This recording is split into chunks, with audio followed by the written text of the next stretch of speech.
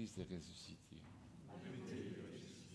Alors ça, je ne voudrais pas, je ne voudrais pas contrarier le fait que vous êtes un peu en état de préparation avant le repas et que, suivant le proverbe, ventre affamé n'a pas d'oreille. Donc, je ne sais pas, je vais essayer de faire face à la situation de mon mieux, en remerciant beaucoup Père Christophe, parce que je trouve que ce qui a été dit est super intéressant, et que c'est toujours très agréable de parler après quelqu'un qui a été intéressant, parce qu'au fond, tout a été dit, on a juste apporté une petite conclusion, un peu comme le dessert, vous voyez, le dessert après un repas consistant, et c'est donc un peu ma place là, je suis très content de ça.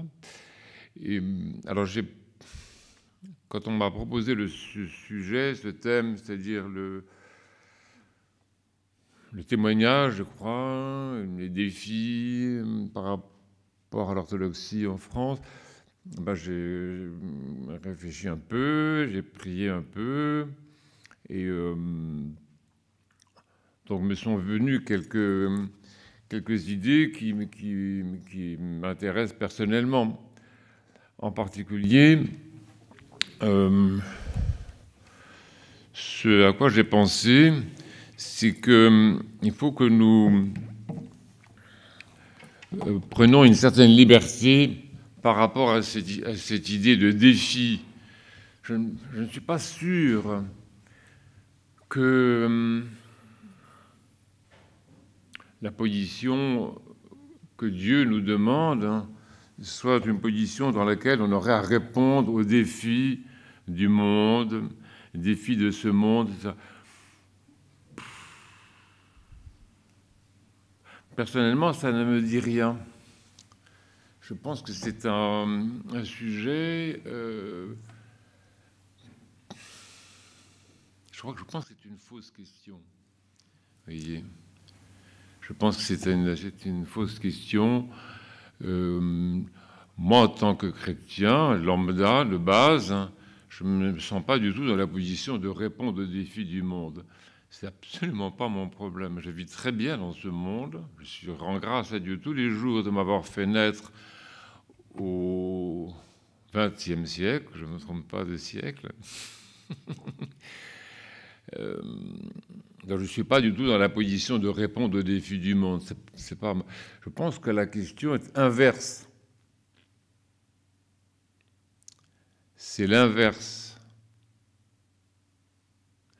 Quand nous pensons à nos pères anciens, selon la foi, les pères apostoliques, les pères des premiers siècles, les apôtres, le Christ lui-même, allons jusqu'au Christ, nous voyons très bien que ce n'était pas du tout leur question, ça, de répondre aux défis du monde. Le Christ, les apôtres, les pères apostoliques, les pères de l'Église, jusqu'à une époque très, très récente, étaient dans une autre position. Ils défiaient le monde. Vous voyez ? Ils défiaient le monde. Les saints défient le monde. Ils ne sont pas défiés par le monde. C'est pas leur problème. Parce que ce n'est pas le monde la norme. L'esprit du monde n'est pas la norme de la vérité et du salut. C'est l'esprit de Dieu, c'est l'esprit du Christ, c'est la parole évangélique, c'est la révélation, c'est le Christ en personne qui est la norme. Donc je pense qu'il faut commencer par remettre les choses dans ce sens-là. Enfin, ça n'engage que moi, évidemment, mais personnellement, je me sens plus confortable de cette façon-là. Et cette question de défi, vous savez, défi, ça veut dire qu'on est en conflit avec quelqu'un.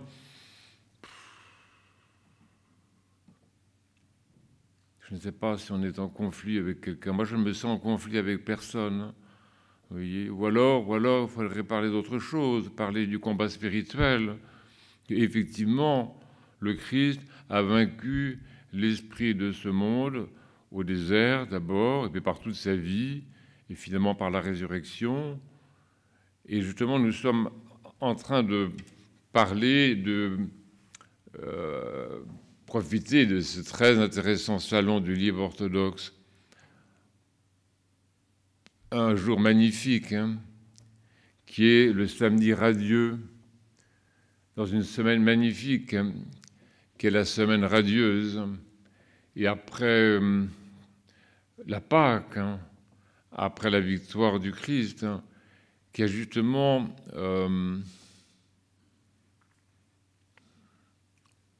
désamorcé toutes les puissances de ce monde. Désamorcer toutes les puissances de ce monde. Oui. Le Christ a vaincu tous les faux problèmes, toutes les illusions sataniques, toutes les illusions diaboliques qui existent. Je sors mes papiers. Nous ne pouvons pas ignorer le fait que l'humanité se prépare à des souffrances inouïes, à des épreuves telles qu'elle n'en a jamais connues dans l'histoire. Nous ne pouvons pas zapper le spectre d'une humanité déshumanisée, le spectre d'une humanité robotisée sous prétexte de l'imposture transhumaniste. Je vous renvoie aux excellents livres de notre collègue le père Jean Boboc sur le transhumanisme décrypté. Donc nous ne pouvons pas dire qu'il n'y aura pas ces épreuves-là. Et surtout quand nous lisons l'Évangile, qui reste quand même la lecture la plus intéressante, dans l'Évangile, il est dit clairement, mais dans les 4 évangiles, j'ai relu ça ce matin avant de venir, dans les 4 évangiles, il est quand même annoncé que les épreuves qui viennent sont immenses, c'est insupportable absolument pour l'humanité. Vous voyez.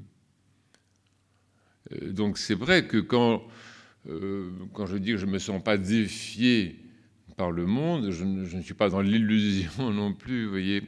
Je sais très bien que la création est détruite systématiquement, jour après jour, et de façon irrémédiable. On sait très bien tout ça. On sait très bien que qu'il y a un autre spectre qui est celui de la raréfaction de la foi, dont parle l'Évangile également. Le spectre de l'apostasie généralisée, le spectre qui nous montrerait un tout petit nombre de chrétiens subsistant sur la terre et tenant jusqu'au bout, comme dit le Christ, parce que celui qui tiendra jusqu'au bout sera sauvé. Nous savons très bien où nous allons. Donc nous ne sommes pas dans l'illusion non plus. Mais la question du défi, elle se pose autrement que si nous étions simplement provoqués par les problèmes que présente le monde dans le domaine écologique, dans le domaine bioéthique, dans le domaine de toute la liste qu'on peut faire et qu'on commence à connaître presque par cœur maintenant. La question est ailleurs, c'est qui est-ce qui nous défie? En fait, c'est l'Esprit de Dieu. C'est l'Esprit Saint qui nous défie par rapport au message du Christ, par rapport à la présence du Christ, et qui nous interroge, nous les croyants, enfin, qui nous voulons croyants, qui nous voulons disciples du Christ, qui nous interroge en nous demandant qu'est-ce que nous avons fait, qu'est-ce que nous faisons et qu'est-ce que nous allons faire de ce que le Christ nous dit, nous enseigne, nous lègue, et qu'est-ce que nous allons faire surtout de sa présence. De sa présence. Parce que moi, ce qui me fait vivre, c'est l'évidence que le Christ est présent dans ce monde. Qu'une des grandes illusions sataniques consisterait à essayer de faire croire aux chrétiens qu'ils sont dans un monde dont Dieu est absent. Ce qui est une ineptie spirituelle assez extraordinaire quand même, et qui est directement d'origine satanique. Le monde dans lequel nous sommes est un monde dans lequel le Christ est présent par le Saint-Esprit.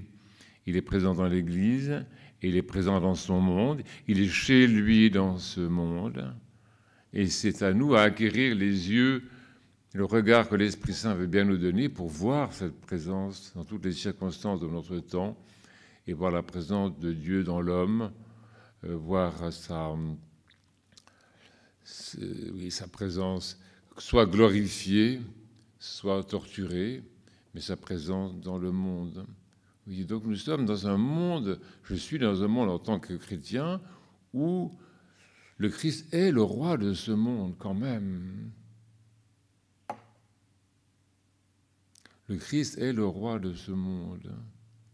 Et donc toutes les inquiétudes qui viennent doivent être relativisées par rapport à cette présence extraordinaire du Christ dans ce monde, non seulement dans l'Église, comme dans un petit milieu protégé, mais dans son monde lui-même, et ceci par la grâce du Saint-Esprit. Et donc l'Esprit me dit ça, me défie, me dit, alors, que fais-tu avec ce Christ présent? Comment actualises-tu cette présence? Comment témoignes-tu de cette présence du Christ dans son monde? Donc je voulais dire ça d'abord. Donc c'est l'Esprit qui nous défie. Nous sommes soumis, nous les chrétiens, au défi de l'Esprit. Et le jugement est déjà commencé, c'est-à-dire qu'as-tu fait, qu'avons-nous fait de ce qui nous a été confié, qu'avons-nous fait, qu'allons-nous faire du patrimoine extraordinaire que le Christ a donné aux apôtres, aux disciples et au Saint-Père. Vous voyez, le jugement est commencé en quelque sorte. Le jugement est commencé. Vous savez, nous sommes entre deux moments très grands. Le moment de la présence du Christ, le Christ ressuscité et rendu présent par le Saint-Esprit dans son monde, et le moment de la venue du Christ. Parce que dans notre foi chrétienne, nous disons tous les jours que nous confessons qu'il vient à nouveau avec gloire juger les vivants et les morts. Donc nous sommes, notre position de chrétien, notre position de croyant, notre position d'orthodoxe, notre position, elle est entre ces deux moments, entre la présence du Christ par le Saint-Esprit et la venue du Christ, qui est au présent. Parce que si on reprend la traduction du credo, on va traduire comme dit le texte grec, c'est-à-dire non pas avec un futur, il viendra un jour, mais avec le présent. Le texte grec dit il vient avec gloire. Donc vous voyez, ce qui nous défie, nous, ce n'est pas le monde, c'est Dieu lui-même, vous voyez, dont nous nous réclamons les disciples et les membres. Et il nous défie par sa présence, il nous défie par son retour en gloire, car il vient. Et il nous défie par l'action du Saint-Esprit dans nos consciences. Et quand on regarde ces stands de livres qui sont présentés dans les deux salles ici, c'est vraiment très intéressant, ça. Parce que tous ces titres, je trouve ça admirable, c'est une beauté.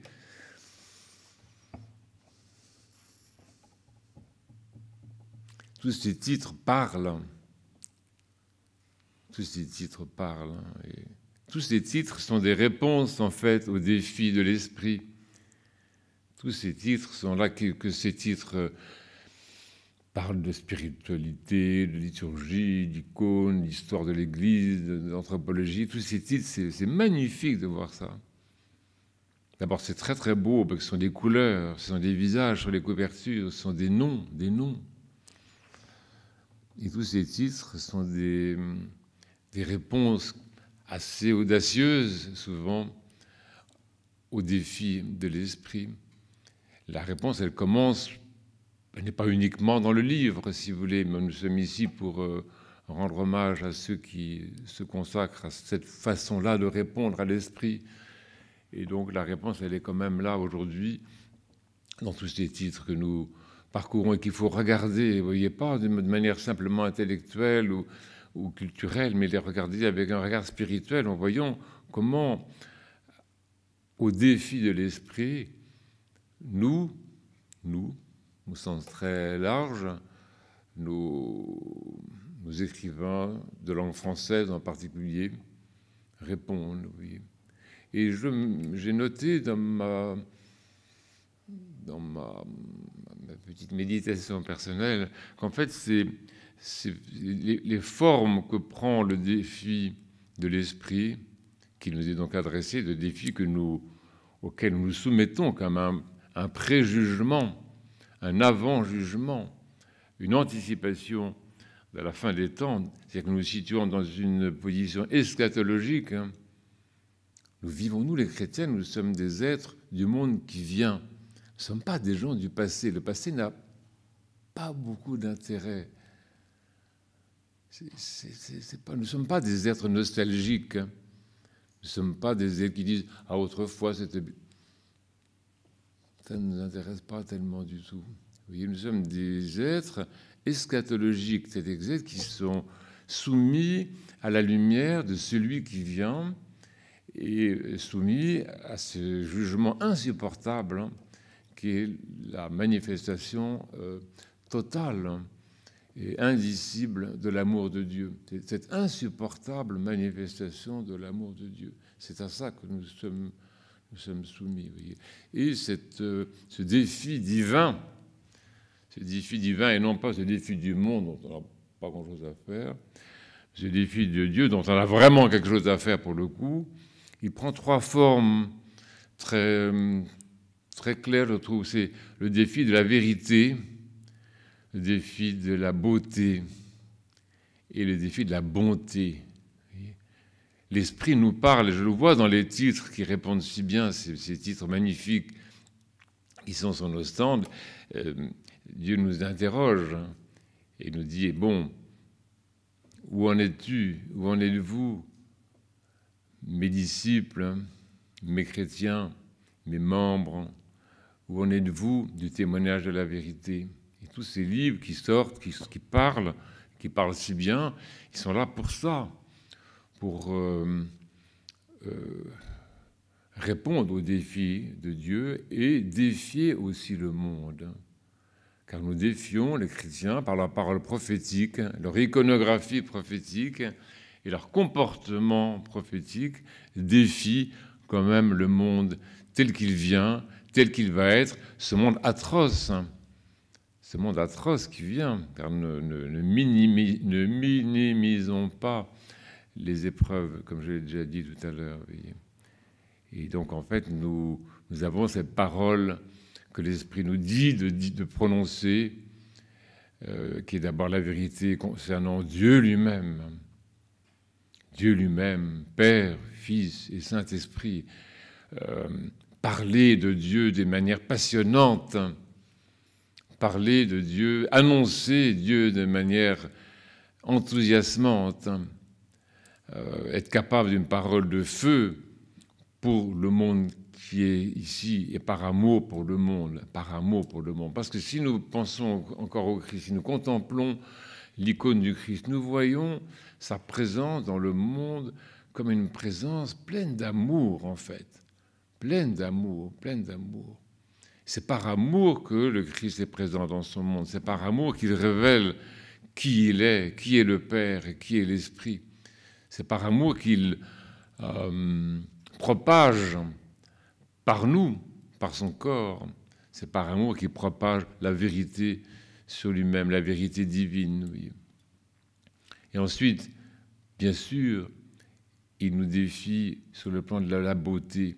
Nous avons des livres magnifiques qui sont sur nos stands, qui nous montrent le témoignage iconographique dans ce pays, et tentant avec Léonid Piensky surtout de se reconnecter aux traditions les plus anciennes, à l'âme romane de notre orthodoxie occidentale. Et ça, c'est quand même une réponse aussi au défi de Dieu. Mais il faut savoir que la vraie réponse au défi de Dieu en ce qui concerne la beauté, c'est que notre beauté soit au-delà de tout esthétisme, soit une beauté qui sauve, une beauté qui guérit. Je disais hier avec une amie, l'icône est miraculeuse où elle n'est pas. Ou alors on les brûle, vous savez, ou on les met dans les placards des musées, ça n'a absolument aucun intérêt. Excusez-moi de dire ça. Ici, tu ne peux pas guérir comme on fait les saints en appliquant l'icône du Christ sur un malade. Ça n'a perdu ton temps. On en est là. L'urgence des temps dans lesquels nous sommes, c'est qu'on ne peut plus se contenter des sous-produits du christianisme, des sous-produits de l'orthodoxie, des sous-produits de la culture byzantine, etc. On n'a plus le temps du tout. Il faut retrouver, c'est ça que nous demande Dieu, c'est ça le défi de Dieu, il faut retrouver la pêche miraculeuse, thaumaturgique de la communauté chrétienne. Je pense à quand même des très grands thaumaturges de notre temps. Saint Jean Maximovitch, c'est quand même quelqu'un qui guérissait, vous voyez, par sa prière. Je pense aussi à Saint Païsios de Latos, ce livre qui est publié, j'ai vu encore le titre, je regarde les titres. La parole par amour pour le monde, vous voyez. Il y a quand même quelque chose dans notre témoignage de beauté iconographique, de beauté liturgique, une énergie, cette fameuse énergie divine incréée de notre bon Saint Palamas, une énergie qui doit quand même porter ses fruits. Et c'est ça que l'Esprit nous demande. Et c'est ça le défi que nous apportons au monde, parce que nous répondons aux problèmes de ce temps par l'icône miraculeuse, voilà. Nous répondons aux problèmes de ce temps par les sacrements miraculeux, par l'onction des malades. Et nous répondons aussi aux problèmes de ce temps par l'absolution, la guérison de l'âme, le pardon des péchés, le pardon des péchés de l'humanité, le déliement. Déliez-le et laissez-le aller, a dit le Christ à propos de Lazare le samedi du réveil de Lazare. Déliez-le et laissez-le aller. Ce que demande l'Esprit et notre façon de défier le monde, c'est de le délier. Et nous délions par la beauté, nous libérons par la beauté liturgique, par la qualité de notre célébration, par la puissance spirituelle de notre prière liturgique, par la beauté de la célébration. Moi, je connais des personnes, si vous voulez, qui sont devenues chrétiens parce qu'ils sont entrés dans une église et qu'ils ont été saisis par la beauté. Saisis par la beauté, vous voyez. C'est tout à fait autre chose que simplement l'accomplissement des rites qu'il faut avoir accomplis pour être orthodoxement correct. On est dans absolument autre chose. Et l'autre, ah oui, je pensais aussi à la beauté de l'homme, la beauté de l'être humain dans la liturgie. C'est magnifique. C'est magnifique. La beauté des enfants qui se présentent à la communion. La beauté des fidèles, la beauté du peuple de Dieu, la beauté de l'humanité transfigurée dans les célébrations pascales. Vous savez, c'est quand même quelque chose. Et ça, c'est aussi une façon de défier la laideur, la bêtise et la méchanceté qui règnent dans le monde. Nous défions le mal par le bien. Nous défions le laid par le beau. Et nous défions la méchanceté par la bonté, la douceur, la gentillesse, l'humanité. Le Christ est celui-là. Le Christ, quand nous le contemplons, nous voyons une personne extrêmement équilibrée, une personne extrêmement belle, une personne extrêmement humaine, plus humain que tous les hommes. Et une personne chez qui l'équilibre entre la rigueur et la miséricorde est extraordinaire. Une personne chez qui la justice et la douceur s'équilibrent, la fermeté et la douceur d'une manière inaccessible pour nous. Même les saints, peu de saints ont approché cette merveille d'équilibre, cette beauté du Christ, une synthèse, si vous voulez, de tout ce qui est bon pour l'homme, tout ce qui est bon pour l'homme. Et le troisième défi, je le disais, c'est le défi de la bonté, justement. Parce que Dieu est bon, Dieu seul est bon, comme dit le Christ. au docteur de la loi, je crois, dans l'histoire du bon samaritain. Dieu seul est bon.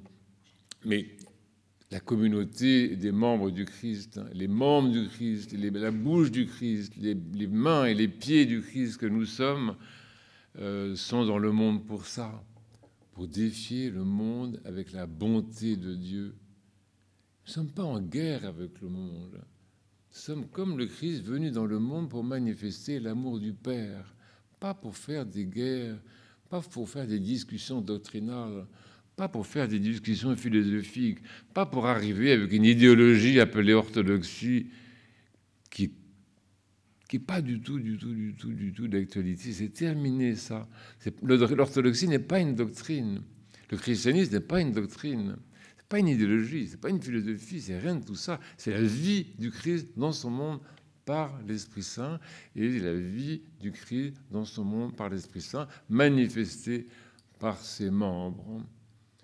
Donc cette bonté, on a vu, je vois sur les tables, les livres concernant, bien sûr, par exemple, Sainte Marie, je l'appelle Sainte Marie la Nouvelle, vous l'appelez Sainte Marie de Paris, vous l'appelez Sainte Marie ce que vous voulez, mais enfin bon, Sainte Marie la Nouvelle, est-ce que ce n'est pas en notre temps une extraordinaire manifestation de la bonté divine dans l'enfer des camps, quand même, vous voyez, dans l'enfer des camps. Et tous les saints de notre temps, tous ceux qui ont été mis à l'honneur, on va dire, à notre époque, Saint Porphyre, Païsios, Silouane, Nectaire, il y en a quand même. Hein. Tous ces saints-là sont des manifestations, des icônes, encore de la bonté paternelle dans ce monde. Et il n'y a que ça qui sauve, il n'y a que l'amour manifesté qui guérit, il n'y a que la bonté manifestée qui guérit. Et je dois dire aussi, quelqu'un a parlé, Père Christophe a parlé tout à l'heure de notre bon Père Placide, je trouve que pour notre temps, l'Esprit nous met au défi de produire de vrais moines, de saints moines, de saintes moniales. Il ne s'agit pas d'une institution, il s'agit du charisme de celui qui monte sur la croix pour le monde. Parce que le monachisme a toujours été cela, a toujours été le martyr chrétien, le martyr volontaire, celui qui meurt volontairement pour le salut du monde, qui monte sur la croix comme le Christ est monté sur la croix. C'est-à-dire qui manifeste la bonté de Dieu par la croix, celui qui va dans le monde, la croix à la main, la croix de vérité, la croix de l'amour, la croix de l'amour sacrificiel, et qui guérit de cette façon-là, qui défie aussi le monde par la croix, qui défie le monde par la croix. Oui.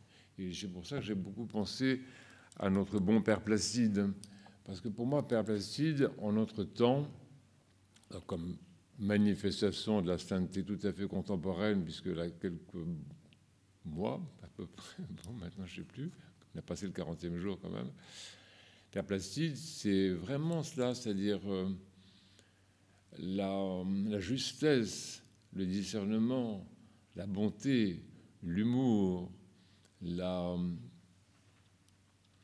pensée large, la présentation vaste de la vérité du Christ, la manifestation de l'humilité divine, de la douceur divine. Oui, nous avons tout près de nous, à notre portée, des personnes, quelqu'un le vrai moine humble, renonçant à tout honneur, passant discrètement sa vie, alors qu'il a été une richesse absolument extraordinaire, vous voyez, passant dans sa vie pour acheminer vers nous justement pas un espoir. Nous ne sommes pas des gens notamment de l'espoir, nous sommes des gens de la réalité. Père Placide nous a communiqué la réalité même de la vie dans le Christ. Je pourrais être plus long, bien sûr. Hein. Donc cette bonté, on peut y revenir parce que Dieu seul est bon, mais l'homme aussi est bon. L'homme est bon. Si nous savions combien l'homme est bon, nous ne savons pas combien Dieu est bon, mais nous savons encore moins combien l'homme est bon. Et comment tout la vérité sur l'homme, la beauté de l'homme et la bonté de l'homme sont exigées de notre part comme témoignage pour notre temps. Parce que qu'est-ce qui va aider notre temps? Qu'est-ce qui va satisfaire aussi notre conscience? Qu'est-ce qui va nous permettre de répondre aux défis de l'esprit? Ça va être de manifester la sainteté, vous voyez. J'ai le défi de la sainteté, ça, c'est ça qu'il faut pour ce temps, vous voyez. Pas des discussions. C'est vrai qu'il faut publier des livres, mais pas trop intellectuels, si vous voulez bien. Essayons peut-être de parler plutôt par la façon d'être, par le comportement, par l'expérience, par ce que nous avons.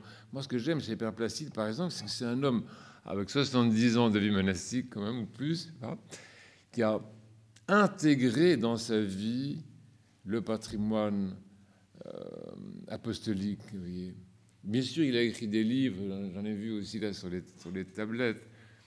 Au fond, c'est un homme très cultivé, Père Placide, un grand intellectuel, parlant le français mieux que nous tous. Enfin, c'est un homme de culture, bien sûr. Mais ce n'est peut-être pas ça qui l'apporte le plus, vous voyez. C'est peut-être pas son vrai défi, c'est sa sainteté. Son vrai défi, c'est le fait d'avoir, intégré, assimilé, hypostasié, comme on dit en la théologie. Oui, c'est vrai, ça. C'est bien, ce mot-là, ça fait sérieux. Hypostasié dans sa personne créée, hypostasié toute la tradition, enfin, autant que possible, la tradition chrétienne universelle. Oui. Et ça, c'est vraiment une réponse au défi de l'esprit, et c'est aussi une façon de défier le monde tel qu'il est et le monde tel qu'il va être.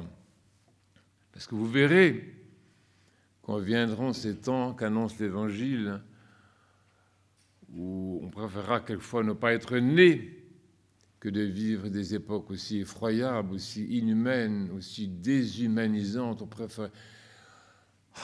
préférera quelquefois ne pas être né. Vous verrez. Alors dans ces temps terribles, ces temps effrayants auxquels on peut penser, ces temps annoncés par l'Évangile, où les hommes adoreront Lucifer en personne, où le luciférisme sera la norme de la culture, et ces temps sont déjà là, vous savez très bien. Et dans ces temps-là, nous nous rappellerons de nos saints. Nous saurons que la sainteté est le vrai défi, et nous saurons que l'amour est le vrai défi. Nous nous rappellerons que le chrétien est envoyé par le Christ dans le désert de ce monde, quelquefois dans le goulag de ce monde, pour y défier le prince de la méchanceté par la bonté du crucifié. Le chrétien va dans le monde, la croix à la main, et il défie toutes les puissances de ce monde, les trois tentations du pouvoir, de la connaissance et de la jouissance sans Dieu.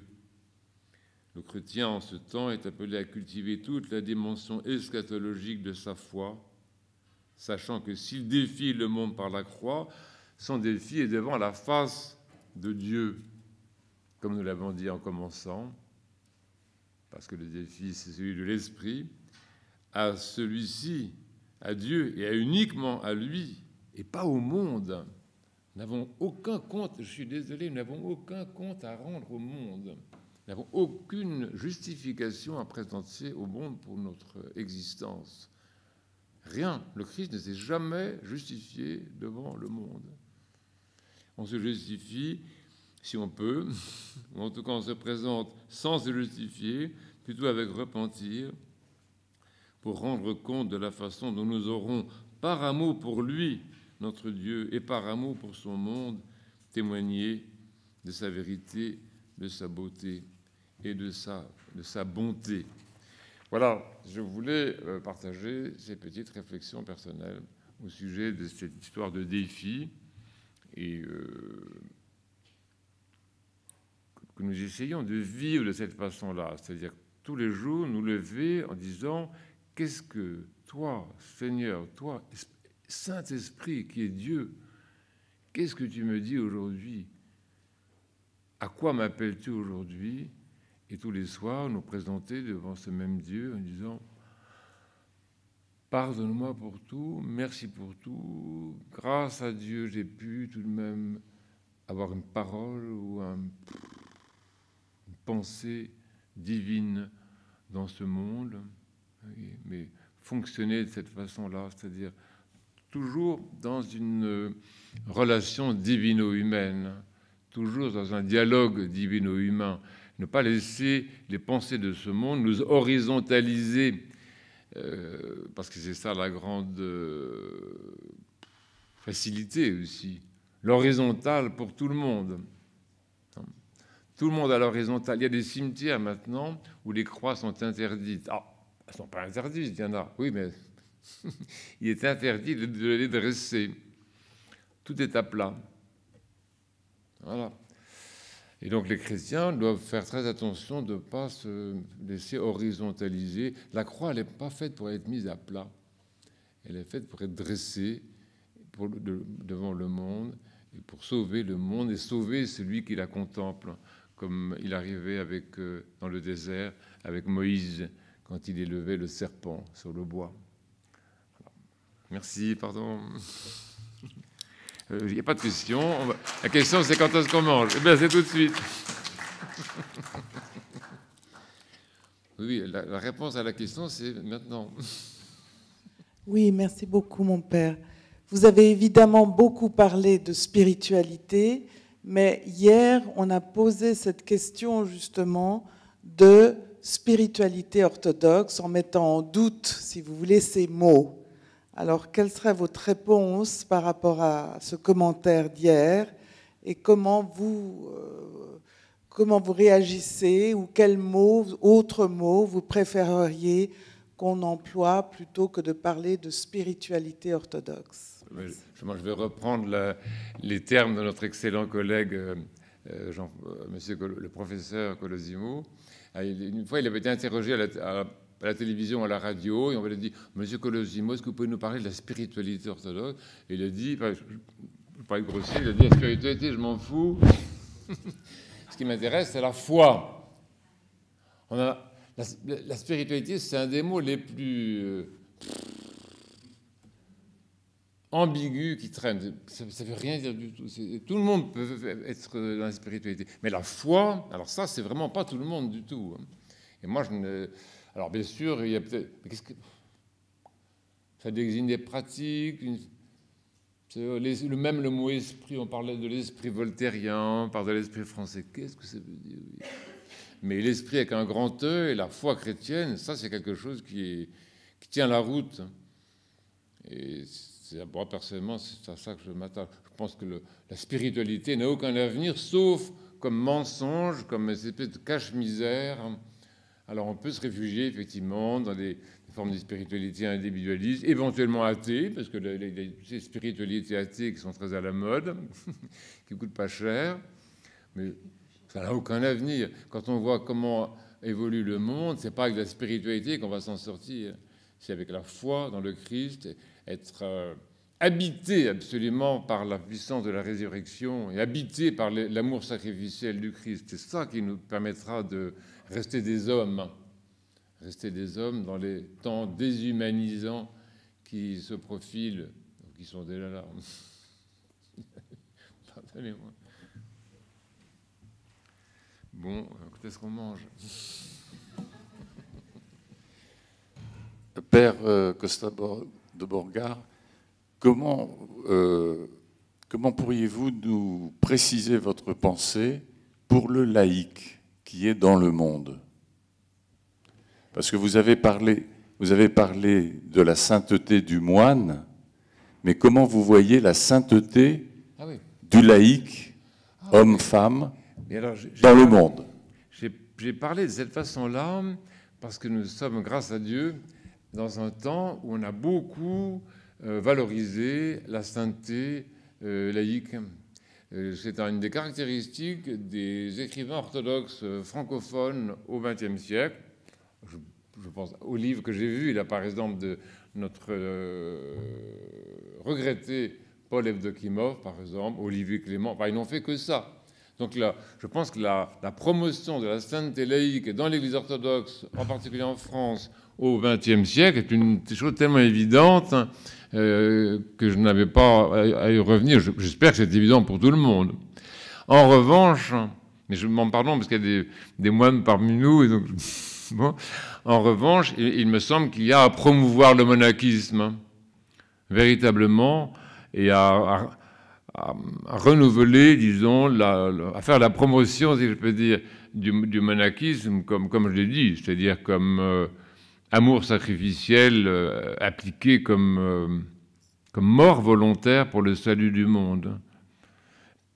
Parce que, autant que je sache, d'après mes amis avec qui je partage, on ne devient pas moine pour soi. On devient moine par amour pour le monde. C'est ce que dit saint Païsios. C'est impressionnant, ça. Or, ce charisme-là de la montée... saint, je ne sais pas s'il est saint, on va le canoniser, Ignace Brianchaninov dit ça aussi à un endroit, il parle de ça, de monter sur la croix par amour pour le monde. Mais qui peut le faire, ça, vous voyez? Qui peut assumer ce martyre qui a toujours été nommé ainsi, puisque les moines, dès l'origine de l'Église des baptisés, ont été appelés les martyrs spirituels, les martyrs de l'esprit, succédant aux martyrs du sang. Il y en a qui ont fait les deux, d'ailleurs. Il y en a qui ont fait les deux, qui ont été les martyrs de la foi dans la solitude, dans le désert, dans la communauté monastique, et qui, après ça, ont été invités par Dieu à être aussi des martyrs du sang. Il y en a qui ont fait les deux. Mais qu'est-ce qu'on peut faire à notre temps, sauf apporter l'absolu? Qu'est-ce que vous voulez qu'on fasse avec des formes, je dis, les sous-produits du christianisme? C'est terminé, ça. C'est trop tard, c'est trop tard. On n'a plus le temps, on n'a plus le temps, on n'a plus le temps, on n'a plus le temps. Il n'y a de temps que pour l'absolu. Désolé. J'aurais préféré dire quoi. Mais la question reste valable. Quand est-ce qu'on mange? Pardonnez-moi. Vous savez, j'ai beaucoup bénéficié des enseignements des pères spirituels roumains, et tous ceux que j'ai connus étaient des hommes qui avaient, comment dire, qui étaient passés au creuset des endroits extrêmement frais où on n'est jamais incommodé par le soleil, comme dit Voltaire dans Candide. Et donc ces hommes qui avaient fait souvent 6 ans, entre 6 et 10 ans de passage à l'ombre, avaient vraiment une parole très très claire, vous voyez, concernant la foi, concernant... Je me rappelle le père Staniloé, que j'ai beaucoup aimé. Quand il parlait de Dieu, pour lui, ce n'était pas une théorie. Il n'y a pas de théorie religieuse. Il parlait de quelqu'un qu'il connaissait. Et, ouais, il parlait de quelqu'un qu'il connaissait, comme Moïse. Et Moïse, il n'est pas revenu avec une théorie, mais il a rencontré Dieu dans le désert. Il a dit, bah, quelqu'un qui m'a dit je suis, qui m'a dit de venir vous voir. Et c'est ce qu'il faut pour notre temps, oui, notre temps. Des gens qui parlent d'expérience, une théologie qui a poussé sur l'expérience. Il y a un très bon livre de Père Jean Meidendorf sur Saint Grégoire Palamas, et à propos de Saint Grégoire Palamas, je vous dire que on aime beaucoup les livres, hein, à propos de Saint Grégoire Palamas, il parle de théologie existentielle. Et ça, c'est un bon programme pour maintenant.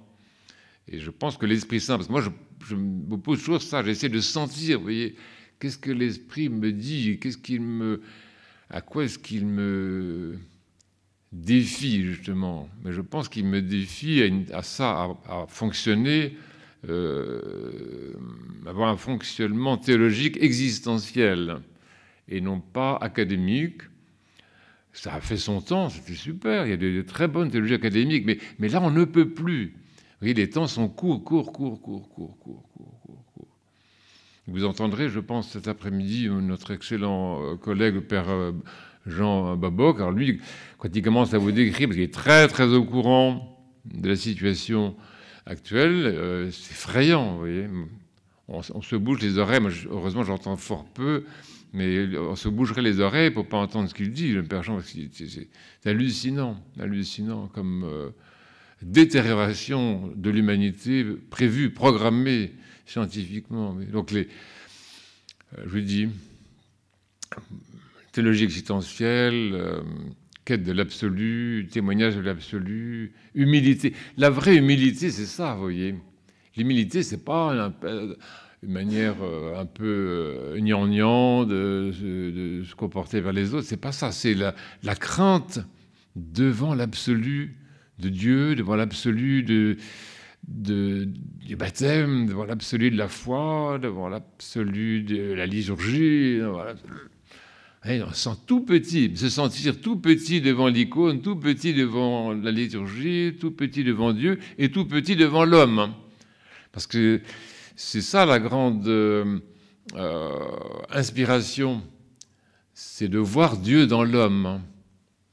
Et donc de ne pas supporter qu'on déshumanise l'homme, parce que si tu déshumanises l'homme, tu crucifies Dieu lui-même dans l'homme.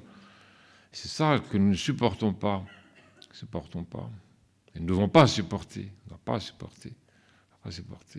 Et les saints n'ont pas supporté. Ils ont passé des nuits à prier, comme le Christ a prié si longtemps, en versant des larmes de sang par amour pour le monde. Le Christ voyait ça qui est extraordinaire. Le Christ a cette vision, cette vue totale de tous les mondes, de tout ce qui est advenu dans tous les mondes, avant, pendant et après. Parce que le Christ a une perspective méta-historique, méta-chronologique, et il voit tout. Et quand il prie avec des larmes de sang pour le monde, c'est aussi pour le monde qui vient, le monde dans lequel nous sommes, et le monde qui va arriver après. Le Christ prie de cette façon-là jusqu'à sa propre venue en gloire. C'est une chose magnifique à penser, ça. Pardon. Bon, c'est bon, hein. Ça va, on t'arrête maintenant. On a assez parlé.